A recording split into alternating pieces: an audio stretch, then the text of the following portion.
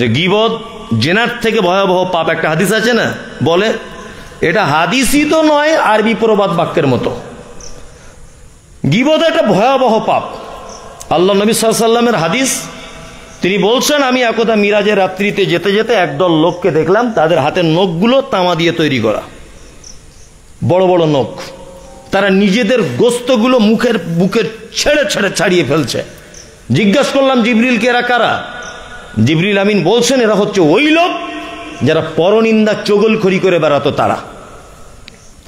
গীবত তো দূরের কথা, আল্লাহ তাআলা বলেছেন, ইয়া আইয়ুহাল্লাযীনা আমানু ইজতানিবু কাসীরাম মিনাজ-জান্নি ইন্না বা'যাজ-জান্নি ইসমুন। আরে গীবত তো দূরের কথা, তোমরা ধারণা করে কথা বলা থেকে পর্যন্ত বাঁচো, নিশ্চয়ই অধিক ধারণা মহাপাপ। আমার তো চায়ের দোকানে এখানে ওখানে অটোমেটিক তো চলতেই থাকে। এর বইয়ের কথা, ওর মায়ের কথা। নবী দিবস কি? নবী দিবস বেদাত, চলবে না। নবী দিবস বলে ইসলামে কিছু নেই। নবীর জন্মদিন মৃত্যু পালন করতে হবে, ইসলামে কিছু নেই। কোন পদ্ধতি এরকম ইসলামে আপনি দেখাতে পারবেন না। যদি আপনার কাছে সঠিক পদ্ধতিতে, সঠিক হাদিসে যদি থাকে, আপনি আমার সঙ্গে কোনো তর্ক বিতর্ক নয়, এমনি দেখিয়ে দেবেন, আমিও নবী দিবস করবো ইনশাল্লাহ, যদি আপনি দেখাতে পারেন সঠিক পদ্ধতিতে।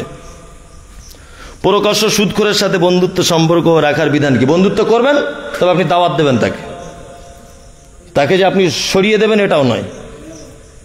আপনি জানেন লোকটা সুদ খায়, বন্ধুত্ব করার দরকার নেই, সম্পর্কটা ভালো রাখুন, রেখে তাকে তবলিগ করুন, তাকে বোঝান। যদি বলছেন হুজুর আজ ৩-৪ বছর বোঝাতে পারছি না, আরে ৩-৪ বছর এত সংক্ষিপ্ত সময় বুঝবে কি করে? হ্যাঁ, লাইলা ওয়া নাহারা, কোরআনে শব্দ এসেছে। নূহ আলাইহিস সালাম ৯৫০ বছর আল্লাহর দাওয়াত দিয়েছেন মানুষকে। কত? ৯৫০ বছর। তাফসীরে লেখা হচ্ছে, কেউ কেউ বলছে ৪০ জন, কেউ কেউ বলছে ৬০ জন। মাত্র ৪০ জন এবং ৬০ জন লোক ঈমান এনেছে। কত বছরে? ৯৫০ বছর। যদি ৪০ জন রেজাল্ট হয়, তা আপনি ৩ বছরে তার সুদ ছাড়াবেন, এটা ভাবছেন কি করে? আপনি এখন ২০ বছর ঘুরুন তার পিছনে। আচ্ছা, সবই তো বলেই দিলাম। ইমাম যদি বেদাতি ও শিরিককারী হলে তার পিছনে নামাজ পড়া কতটুকু জায়েজ হবে? আপনার নামাজ হবে, অসুবিধা নেই।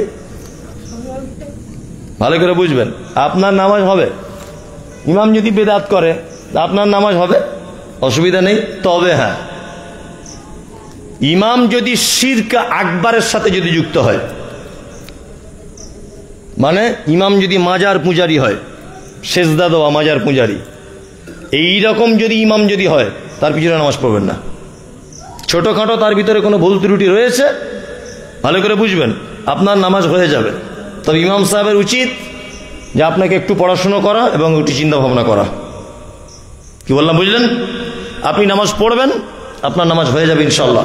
শিরকের অনেক কোয়ালিটি আছে, যদি সে ছোটখাটো কোনো শিরকের মধ্যে লিপ্ত থাকে তাতে অসুবিধা নেই। যদি শিরক আকবার, বড় শিরকের ভিতরে যদি সে লিপ্ত থাকে, অবশ্যই আপনি তার থেকে দূরে থাকবেন।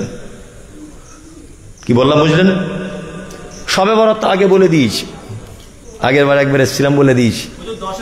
জি, কি বললাম বুঝলেন?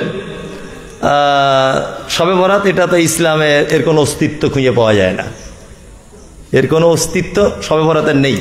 এগুলো আমরা এমনি করছি, বাপদা 14 পুরুষ করে এসেছে তাই করছি। আল্লাহু আকবার। আপনি পড়াশোনা করুন, আপনি পড়াশোনা করুন, দেখবেন ইনশাল্লাহ সব সঠিক পেয়ে যাবেন, সব সঠিক পেয়ে যাবেন ইনশাল্লাহ। এগুলো কিন্তু আমি যে বলছি, আমিও আগে জানতাম না, আমিও পড়াশোনা করে গবেষণা করে তবে আপনাকে বলতে পারছি। আপনি চেষ্টা করুন, ইনশাল্লাহ আপনি সঠিক জানতে পারবেন। আমি একবার এখনো বলিনি আপনি আমার দলে আসুন, বলেছি বলুন? আমি শুধু বলছি আপনি পড়াশোনা করুন, দেখবেন ইনশাল্লাহ সব পেয়ে যাবেন। কুরবানির জন্য প্রস্তুতি গ্রহণ করুন ইনশাল্লাহ, প্রস্তুতি গ্রহণ করবেন ইনশাল্লাহ, ইনশাল্লাহ। আর চাঁদ উঠে গেলে চুল, দাড়ি, নখ এইগুলো কাটা থেকে দূরে থাকবে ইনশাল্লাহ।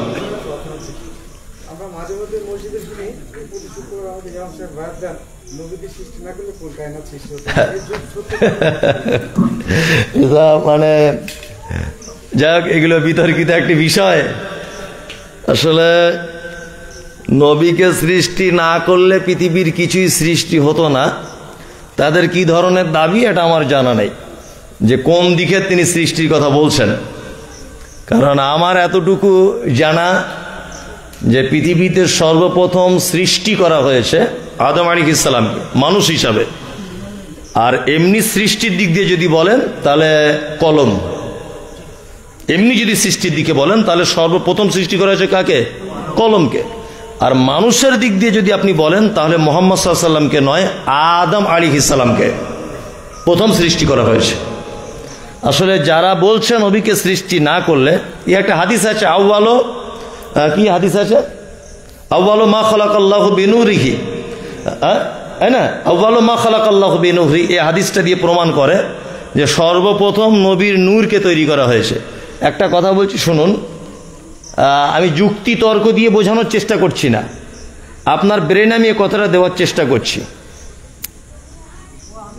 সেটা হচ্ছে নবী নূর যারা বলছেন তাদের একটা দাবি আছে, আর আমিও মুমতাজুল ইসলাম বলছি হ্যাঁ নবী নূর। তবে আপনার বুঝতে অসুবিধা হচ্ছে। বুঝতে অসুবিধা কি হচ্ছে? সেটা হচ্ছে এই যে নূর বলতে জ্ঞানের আলো। কি বললাম বুঝলেন? জ্ঞানের আলো। এই গ্রামটায় আমি একদিন এলাম, এসে দেখছি সব লোক বসে বসে তাস খেলছে আর জুয়া খেলছে আর গাঁজা টানছে। তা আমি এসে কি বলবো? এই গ্রামটা অন্ধকার রে, বলবো না? আচ্ছা বলুন তো, অন্ধকার বলতে কি আমি টিউবলাইটকে বোঝালাম? কি বোঝালাম? শিক্ষা নেই, দিনের শিক্ষা নেই। তা মুহাম্মদ সাল্লাল্লাহু আলাইহি ওয়াসাল্লাম যে যুগে তিনি এসেছিলেন, যে প্রেক্ষাপটে তিনি জন্মগ্রহণ করেছিলেন, তার নাম আইয়ামে জাহিলিয়াত, অর্থাৎ বর্বরতার যুগ, জেনা ব্যভিচারের যুগ, সুদের যুগ, হারামের যুগ, লম্পটদের যুগ, ব্যভিচারের যুগ। সেই সময়তে তিনি এসে দিনের জ্ঞানের মাধ্যমে প্রদীপ জ্বালিয়ে দিয়েছিলেন দিনের। কি বললাম বুঝলেন? এই দিক দিয়ে আমি বলতে পারি অবশ্যই তিনি জ্ঞানের নূর, এটা অস্বীকার করার কোনো জায়গা নেই। তবে নূর থেকে যারা তৈরি করার কথা বলছেন, আমি এ কথাতে একদমই একমত নয়। এবং এই ব্যাপারে হাদিস কোরআন আপনি দেখুন, মোবাইলে সার্চ করুন, গুগলে দেখুন, তদন্ত করুন। মুহাম্মদ সাল্লাল্লাহু আলাইহি ওয়াসাল্লামকে সৃষ্টি না করলে পৃথিবীর কিছু সৃষ্টি করা হতো না, এ মর্মে আউয়ালু মা খালাকাল্লাহু বিনূরিহি যে হাদিসটা আছে, হাদিস ঠিক নয় একেবারেই। এই ধারণাটা মন থেকে পাঠাবেন। আর আমি ইমাম সাহেবদের বিশেষ করে বলবো, যারা ইমাম সাহেব আছেন, কথা বলার আগে অবশ্যই একটু স্টাডি করে নেবেন। আপনি নবীকে সৃষ্টি না করলে পৃথিবীর কিছু সৃষ্টি হতো না, এই কথাটা বলছেন মানে আপনি পড়াশুনো কম করেন। আপনি বাপদাদা 14 পুরুষ এটা বলে এসেছে, আপনি সেই গতিতে বলছেন। আমি আপনার মসজিদের ইমাম সাহেবকে আল্লাহর কসম করে বলছি না, আমি সোশ্যাল মিডিয়াতে যারা আছে তাদেরকেও বলছি, ইমাম সাহেব ভাইরা যখনই বক্তব্য দেবেন, অন্তত পক্ষে যে বিষয়ে বলবেন সেই বিষয়টা একবার 10 বার দেখে নেবেন।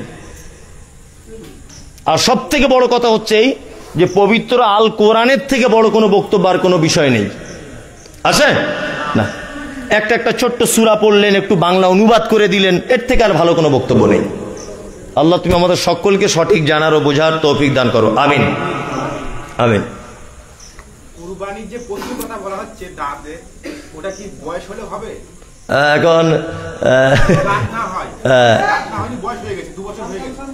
এই ব্যাপারে অনেক ইখতিলাফ রয়েছে, অনেক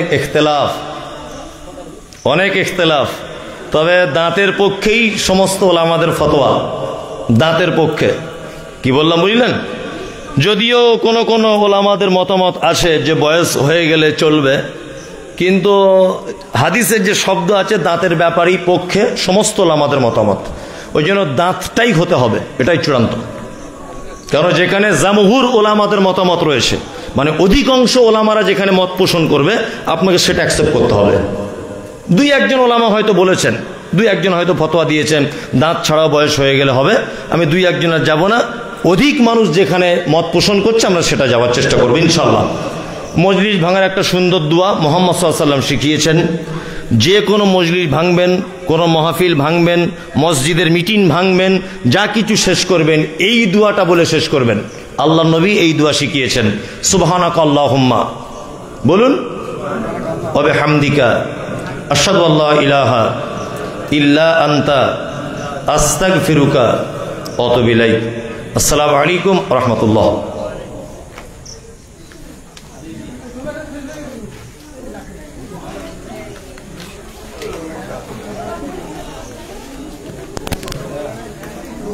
বলছি সৌরভ সাহেবের কাছে যোগাযোগ করে নেবেন। এটা নিয়ে